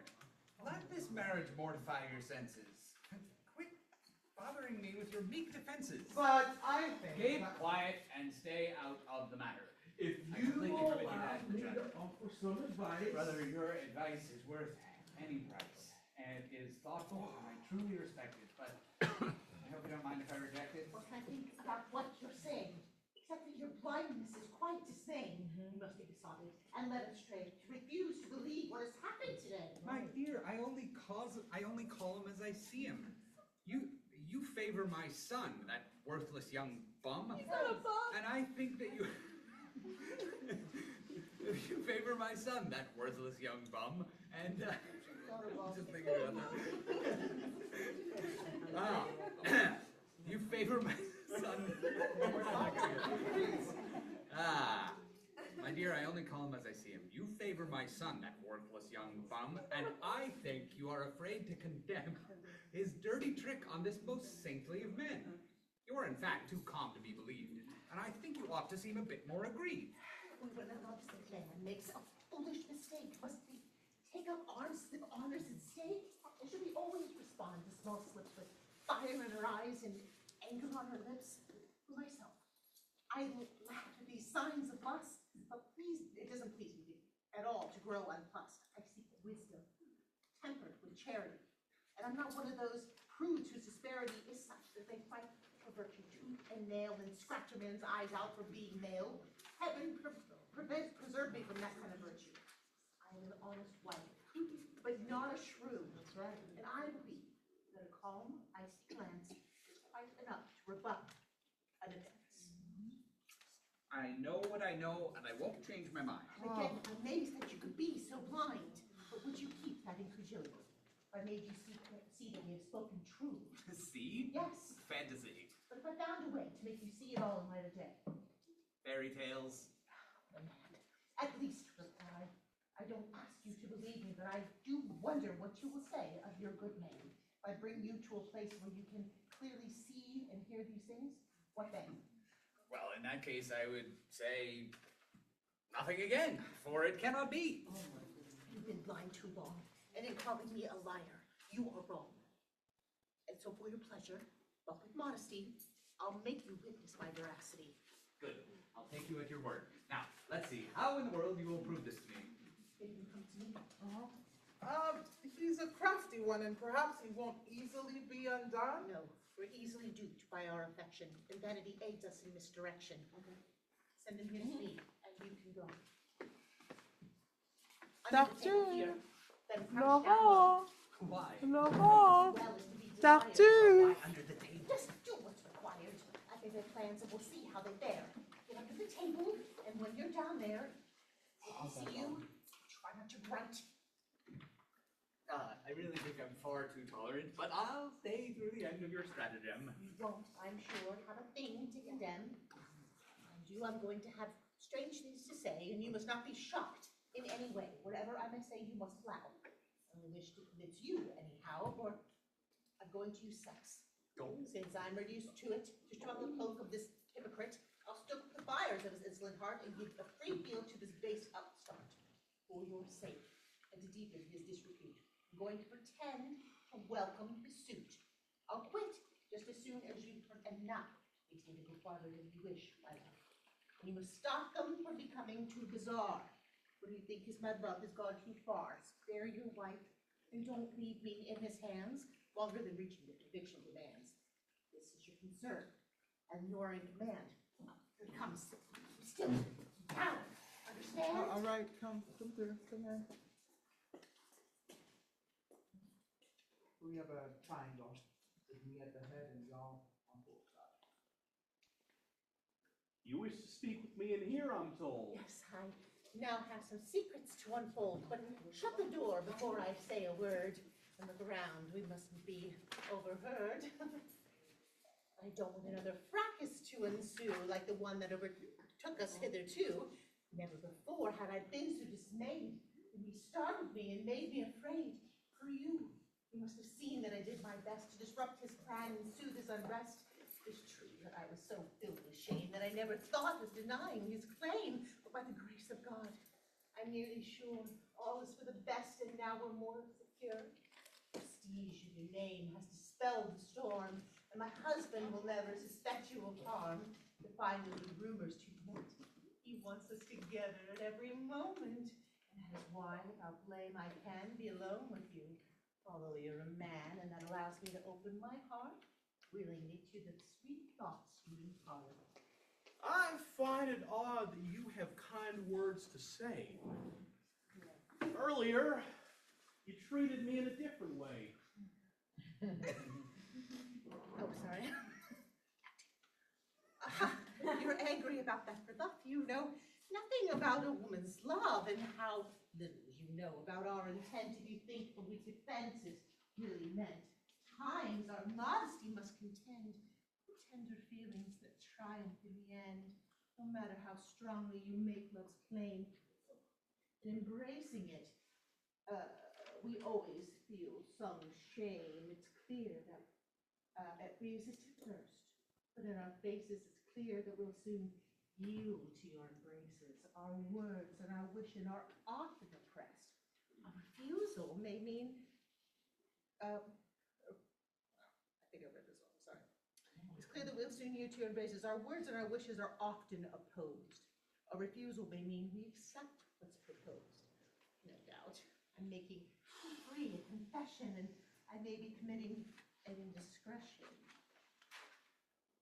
But since my attempt at silence has gone awry, ask yourself why I sought to pacify. To me, what made me listen so long, so kindly to your sweet love song? Would I have reacted as you saw me do, if the offer of your heart didn't please me too? And what should you be able to conclude from my fervent desire to preclude the marriage that has just been announced just now? Isn't it that I'd hate for a wedding vow to come between us, and that I care for you, and want nothing at all to split us in two? There is no pleasure in heaven above sweeter than such words from the lips I love. Their honeyed sound flows richly through the senses with the sweetness of the purest essence. The pleasure of pleasing you is my one goal, and my heart finds happiness in that role. But that heart also takes the slight liberty of daring to doubt this felicity. Perhaps these sweet words are a decorous ruse designed to disrupt my hymeneal news.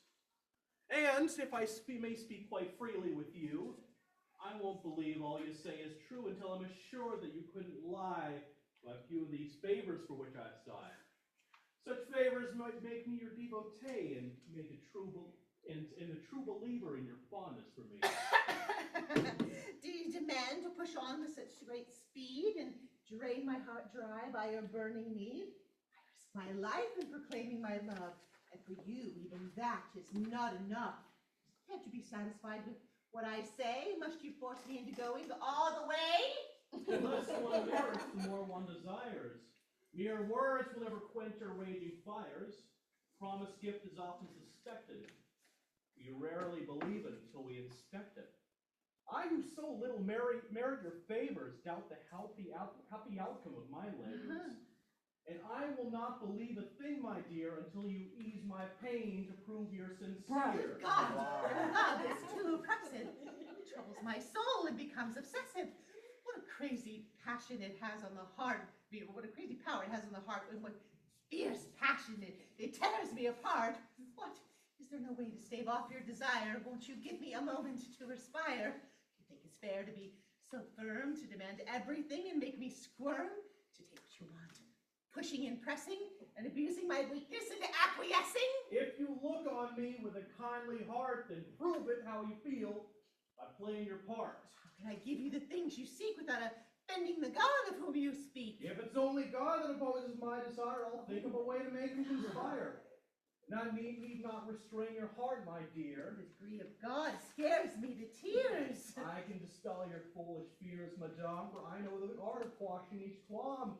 Though God forbids certain gratifications, with him one can reach one's accommodations. It is a science to stretch out the strings of conscience to the service of diverse things, and to rectify an evil action with the purity of our intention. Regarding these secrets, I shall instruct you. You only need to allow me to conduct you. Satisfy my desire and have no fear. I'll assume the sin and leave your soul clear. Oh! That's quite a cough, madame. Yes, it is a torment. Would it help to have a liquor assurement? It's an obstinate illness, and I see that all the mints in the world won't help me. It's certainly troublesome. That's for sure. Your scruples, at least, are easy to cure. You can be sure that I will keep things quiet. A deed is only evil if men spy it. The noise of scandal is a source of offense. There is no sin if one sins in silence. Last I see. Oh.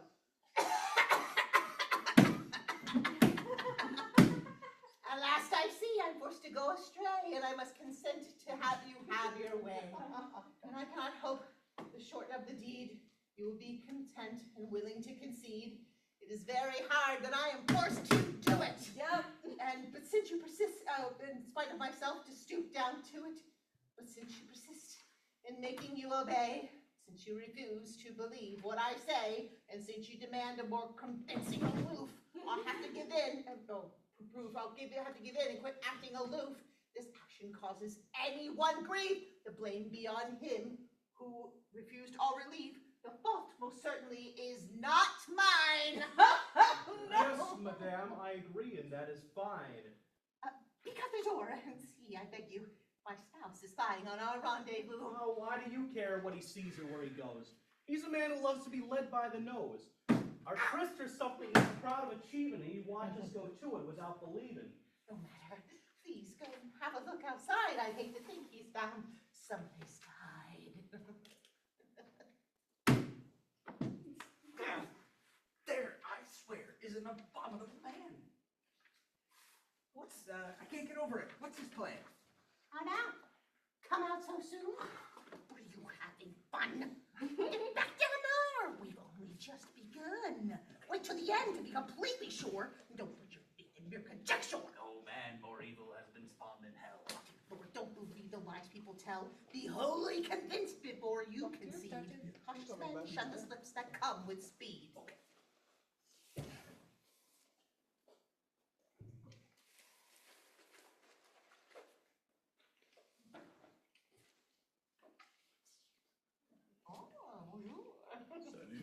Salut. Vous couchez avec moi?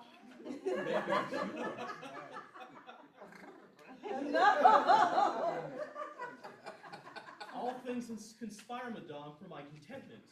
I've closely examined the whole apartment. No one is around, and to my heart's delight. Hold on! Your desires are too quick to ignite, and you mustn't let passion be overdone. Oh, man of blessings, you wish to give me one? How temptation has taken over your life. You marry my daughter and covet my wife? I've doubted your word for quite a long while, and I've always believed you'd change your style, but this is enough to give me my proof. I am fed up, and I want no more, Tartuffe. It was against my will to act this way, but I was forced into the part I played. Once. It'll make it really dicey for the next few ones. What happened there? We have no pause, but we're going to take a pause. Yeah. Nice. I think 71. Yeah, we're page 77 more.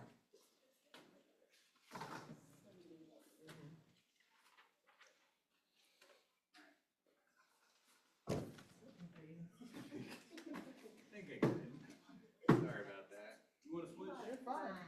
Oh, yeah, I have. Alright, let me just do this. Yeah, I can stand by you. Alright, what do we got? 71. Let's see. Come, please, let's have no to-do, and get out of my home without more ado. My intent. This is no time for sly repartee. Get out of you must leave my house immediately. You who speak as the master, the house is mine. And you better learn faster. I shall show you that it is a cowardless, senseless to pick a fight with me using this cowardly trick.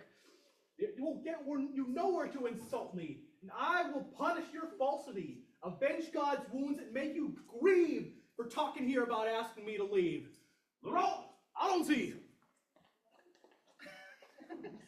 What is he saying and what is he after? I'm ashamed to say this is no time for laughter. Why? I see my error by what he said. I gave him my lens. What was wrong with my head? You gave him. Yes, and they can't be restored.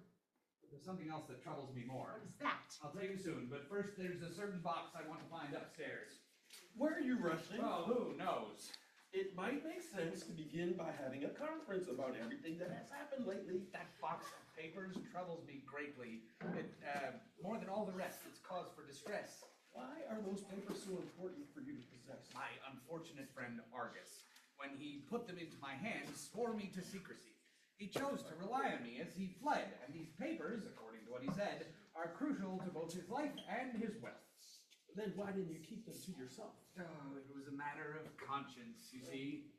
So I consulted Tartuffe in secrecy, and his arguments came to persuade me that he should keep the box for security, so I could deny having it on hand. And thus I'd have a subterfuge on demand, with which my conscience might muddle through in swearing to things that I knew weren't true. You're in trouble. Judging by appearances, both the deed of gift and these confidences are, to tell you my thoughts quite honestly, measures that you took very thoughtlessly. They might put you in jail with such evidence, and since that man has it, it makes no sense to drive him away through your imprudence. You need to regain his full confidence. Oh, with what fair appearance and touching zeal he hides a wicked soul and a heart of steel. And I, who received him begging and broke, I renounce all such pious folk. Henceforth I will hold them as wholly evil. I will do my best to send them to the devil. It's just like you to get carried away. You can never stick to the middle way. To reason rightly is too much bother. You always rush from one excess to another. You can see your error, and now you know that a false zeal you were brought low. That by a false zeal you were brought low. That you embrace an error that's even, but to redeem yourself, does logic demand that you embrace an evil that's even more grand? And must you confuse the heart of a shill with the hearts of all men of goodwill? Because a rascal had the luck or grace to dupe you with his austere and shining face, must you believe everyone acts that way? And no true churchman can be found today? Leave it to libertines, these foolish deductions. Seek true virtue, not a false deconstruction. Never rush into hasty admiration, and strive instead for moderation. If possible, don't admire false pretense, but also don't give true zeal cause for offense. And if you must fall to one extreme, dare in being too free. Father, is it true that this cat threatens you and has forgotten the bonds that bind you to, and that his shameful bride maddeningly has repaid you with tyranny? Yes, son. He's brought me to the verge of tears.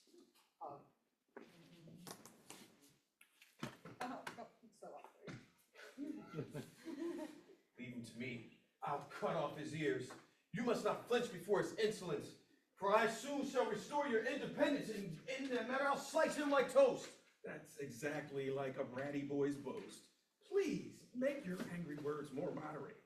We live during a time and in a state where violent acts are clearly unlawful.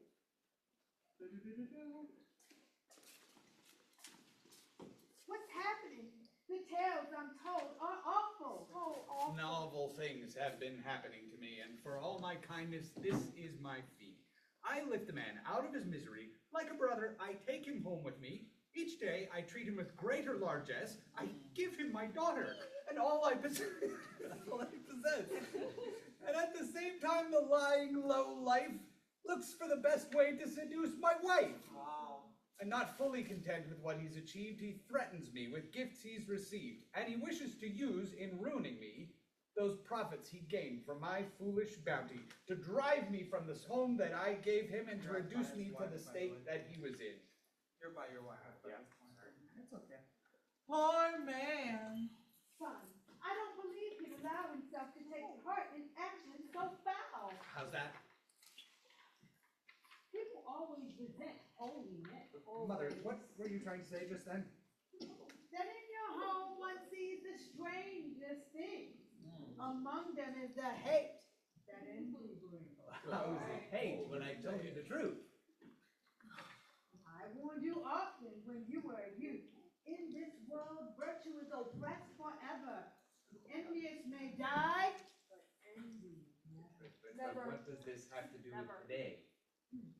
People are telling you lies and hearsay. I've already said that I myself saw it.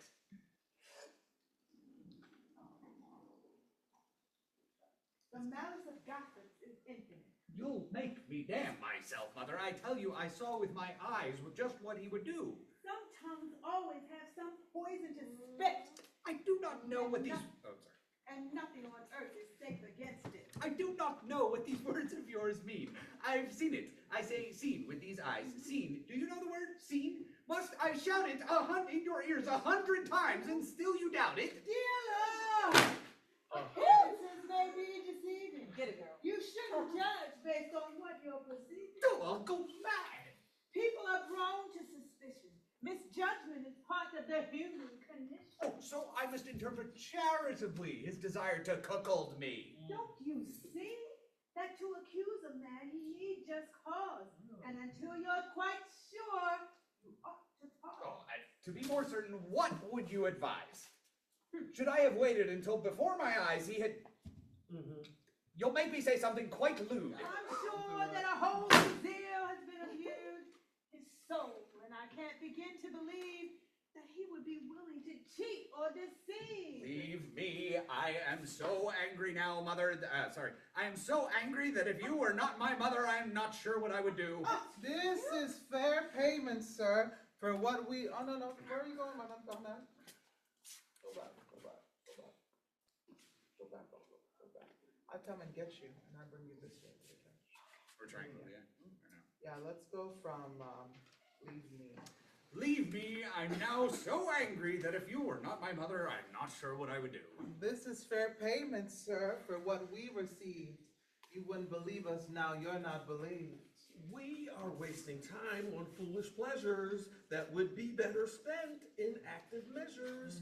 We should not ignore this swindler's threats. What? Does this boldness have no boundaries yet? For myself, I don't believe it's possible. His ingratitude would be too visible.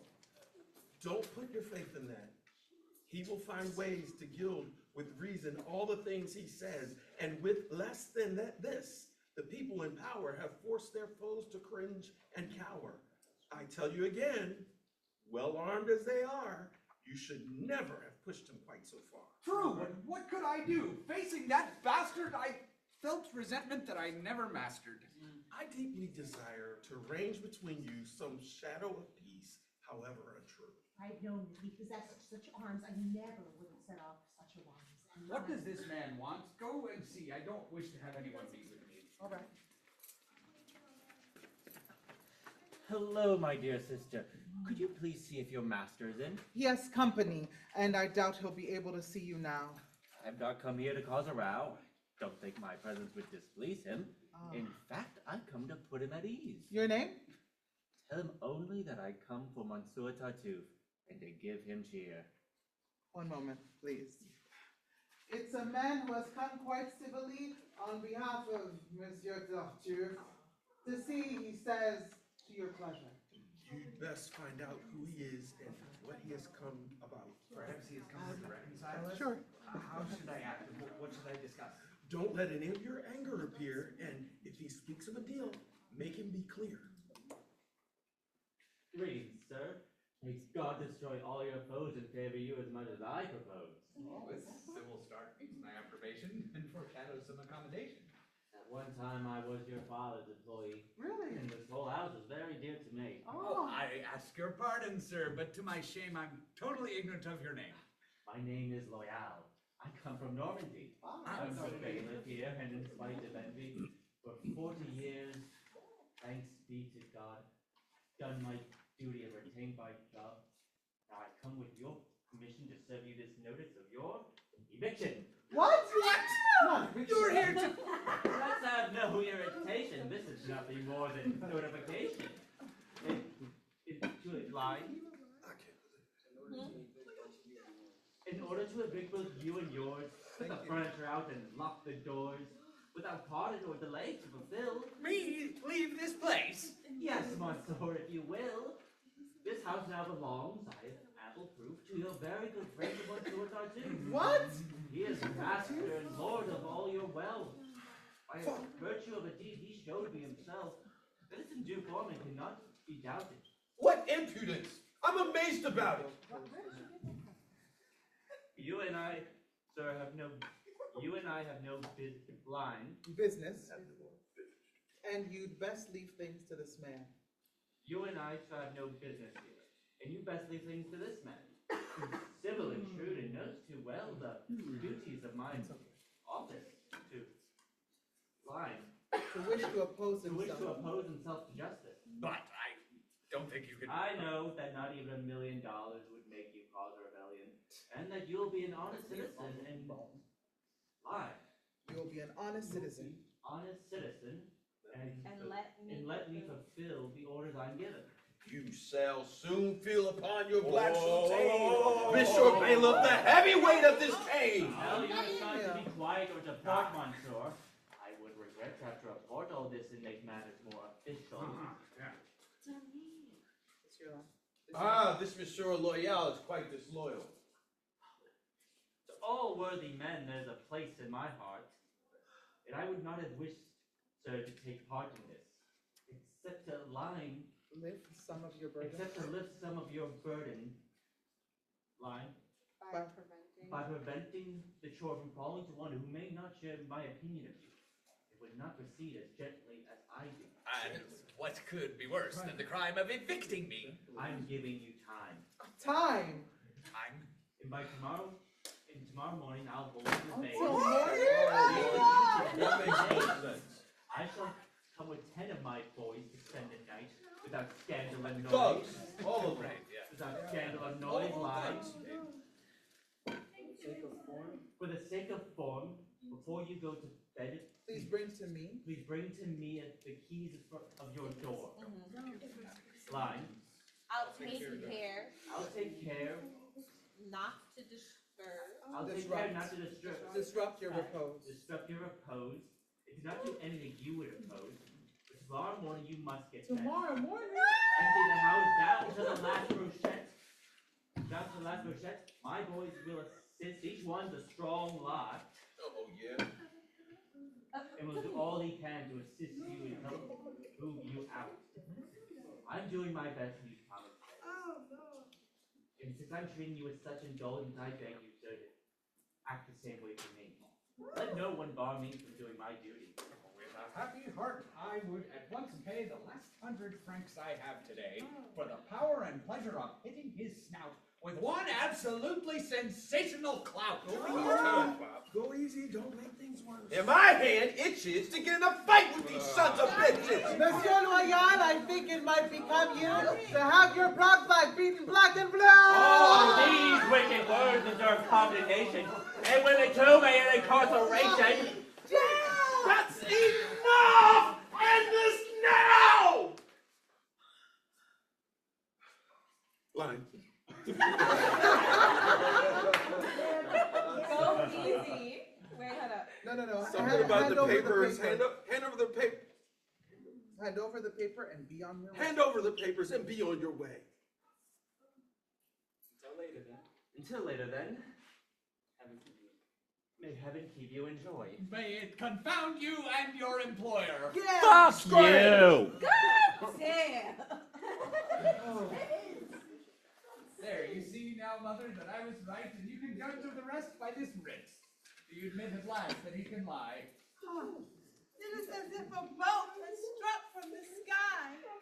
We are wrong to complain and wrong to blame him. These things show the grand plans of your seraphim. His neighborly love finds consummation in growing that wealth causes degradation. And from pure charity, he wants to remove every obstacle between you and God's love. God, I'm always saying that to you. Yes, sir. Let us consider what we ought to do. We must expose this man's insolent acts. His deeds invalidate all the contracts. And his disloyalty will seem too plain if he tries to use it for personal gain. I'm sorry, sir, that I've come to distress you, but certain dangers may soon impress you. A friend whose love for me is deep and true, and who knows how much I care about you, has had enough courage to violate in secrecy the affairs of state, and has now sent me word that you might be well advised to take sudden flight. The villain who's been imposing on you has gone to the prince to accuse you too. Has placed in his hand like a blade of hate the vital papers of a traitor of state, which he says you kept in secrecy, in spite of the duties of aristocracy. I don't know the details of the alleged crime, but a warrant against you has been signed. And he himself has decided to assist those who will soon come to make the arrest. Now his claims are well armed, and the ingrate seeks to become master of your estate. I swear that man is a vile animal. The slightest trifle could well be fatal. My coach is right here to take you away with 1,000 louis that I've pledged to pay. Don't lose any time. The arrow has sped, and this is one blow that ought to be fled. I myself will guide you to a safe place, and will stay with you to be sure there's no... Just because I love, clarity. Y'all are going to be turned out. Yeah, so you are here next to Elmia, and you are here next to Valer. Voila! So that, again, both sides can really see y'all.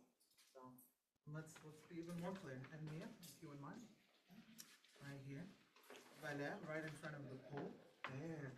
And you right next to him. Beautiful! Look at that. People can see y'all now. Okay. So let's go from the slightest trifling could well be fatal. The slightest trifling could well be fatal. My coach is right here to take you away with 1,000 louis that I've pledged to pay. Don't lose any time. The arrow has sped, and this is one blow that ought to be fled. I myself will guide you to a safe place, and will stay with you to be sure there's no chase. I owe you much for your solicitude, but there isn't time for any gratitude. I pray to God to grant what I need so that one day I may repay this good deed. Farewell. The rest of you, take care. Go on. We'll look after everything Hold, while you're hold, gone. hold. Turn back, Valer. I would prefer actually for you to be in front of Valer here, to do this all here, and then for farewell, you just switch right here. So then you're not really blocking. Gotcha. Yeah.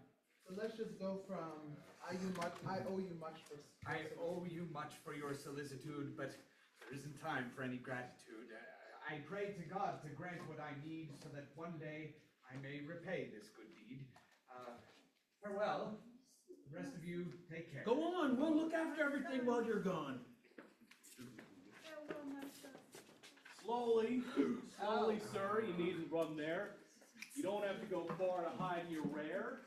In the prince's name, we will shackle you fast. Traitor, you've kept this final shaft for last. This is the blow with which you dispatch me, and this is what crowns all your perfidy. Your scorn causes me scant irritation. I bear it as a holy obligation. Holy obligation. This is scant sign of your moderation. How that wretch mocks my veneration. None of your outbursts mean a thing to me, for I think of it as nothing but doing my duty. Your pretense to honor is all a fake, and this is just the right job for you to take. The past can only shower me with grace since our prince's command has sent me to this place. But don't you recall how my charity lifted you, ingrate, from your misery? Yes, I know I once received assistance, but my duty to the prince demands this persistence. It is a sacred duty of such fortitude that has expressed all my gratitude. And I would sacrifice to this powerful force friends, wife, parents, and myself, of course. Bullshit. Hypocrite. How well he can create a treacherous cloak from all we venerate. But if this zeal which drives you and with which you plume yourself lifts you to this holy niche, why is it that it didn't come to light until after he caught you with his wife? Right. And why did you only denounce him today? Uh-huh. After honor made him chase you away. That's right. I don't claim that the gifts of all his estates ought to distract you from your duty's dictates, but if you plan to reveal this treason here, why were you willing to take his wealth back there? Right. From all this noise, sir, please deliver me, and be so kind as to enforce your decree. Yes, I'd be rather slow to issue it. Your own mouth aptly invites me to do it. So it will be done if you will come. Who, me, sir? Straight to the jail, that will be your new home.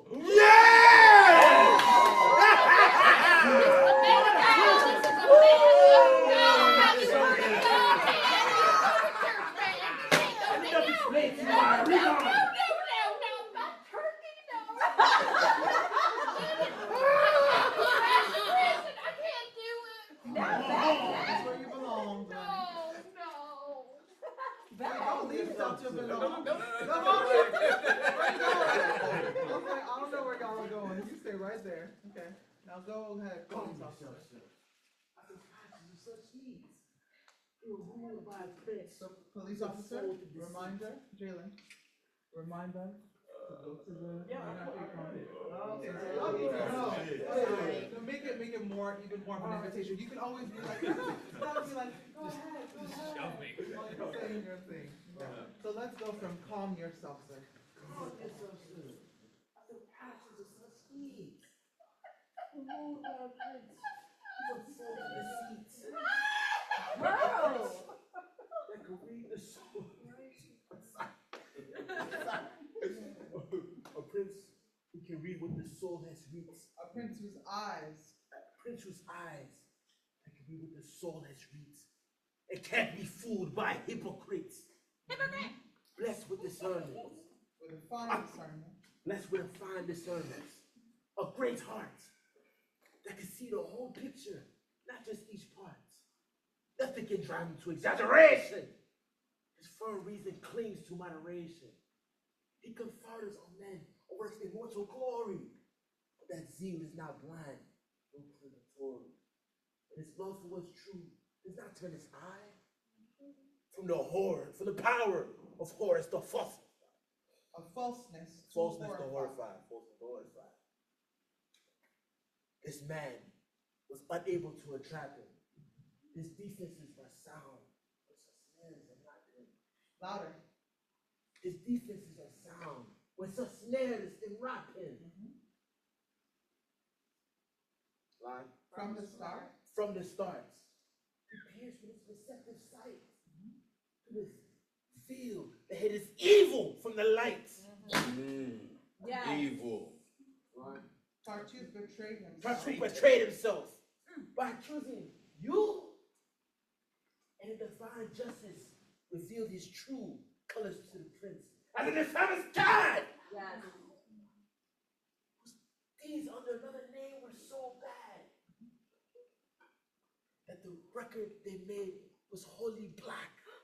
And Satan might use him as his almanac. Oh, no. Satanic. That's pretty bad. Look at him. I thought you looked familiar. In short, the king was revolted to see his ingratitude to you and his loyalty.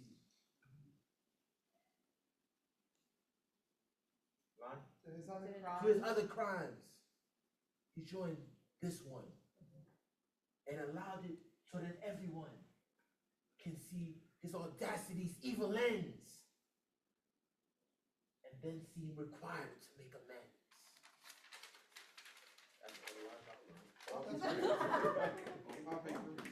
Bravo.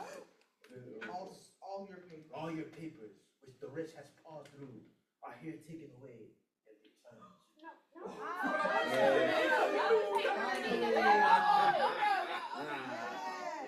With this sovereign power, you will abrogate Go ahead. You're gonna go in front. the contract by which you gave away your estates. And finally, you parted that secret offense which you once committed through benevolence. This is reward for the courage you showed in support of his rights in the late episode. And to demonstrate that when least expected, one's past deeds may be recollected. That he will never forget a deed. And that good outweighs evil in times of need. Heaven be be praised. Woo! We're no longer distressed. Thank God. Oh, who could have guessed? Wait, I'm sorry. it's okay. Let's go back. What a Heaven be praised. We're no longer distressed. What a happy ending. Who could have guessed? Good! There you go, traitor! Brother, cease, and don't degenerate to indignities. Leave to himself this miserable clown, and don't add to remorse that weighs him down. Hope instead that his heart may one day make a happy return to the virtuous way that had reformed his life and lament his past, and cause our great prince to temper justice at last. You should throw yourself on your knees in praise of the kindness and lenience shown these days. Yes, that's well said. Let us kneel down with joy and praise the kind deeds of his envoy. Then having acquitted part of our duty, let's turn to address the claims of beauty and buy a fine wedding, crown in Valère, a lover who's both generous and sincere. Woo! And lean. You okay? Wait, Cleo, you're going too fast. Oh, going out with his mother. Right. And then Fripot, you're right behind. Then Cléante and then me. Yeah. Then Valère and Marianne, oui. And then Dami and Dorine, Didi. Oh, thank you. And end of play. Excellent. All right, everyone, go grab whatever writing thing you need. We're gonna give you some notes, and then maybe we'll let you go. We'll see. See after the notes.